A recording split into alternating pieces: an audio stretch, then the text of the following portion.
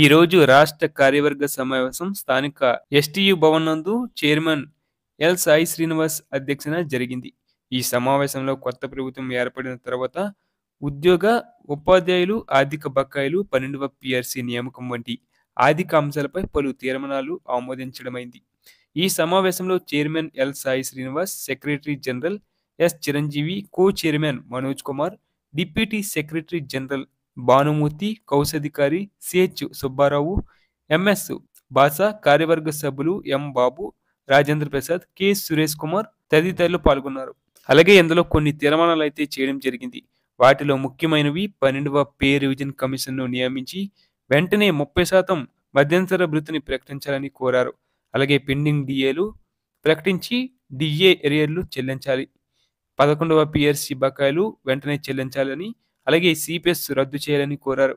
2003 DSC ద్వారా నియామకం పొందిన వారిని కేంద్ర ప్రభుత్వ మెమో ప్రకారం పాత పెన్షన్ను వర్తింప చేయాలని కోరారు. అలాగే సరెండర్ లీవ్ ఎన్కాష్మెంట్ను వెంటనే మంజూరు చేయాలని కోరారు. అలాగే పిఎఫ్ ఫైనల్ పేమెంట్స్ మరియు పాక్షిక ఉపసంహరణలు వెంటనే చెల్లించాలని, ఏపీజీఎల్ఏ మెచ్యూరిటీ క్లెయిమ్స్ మరియు రుణాలను వెంటనే చెల్లించాలని కోరారు.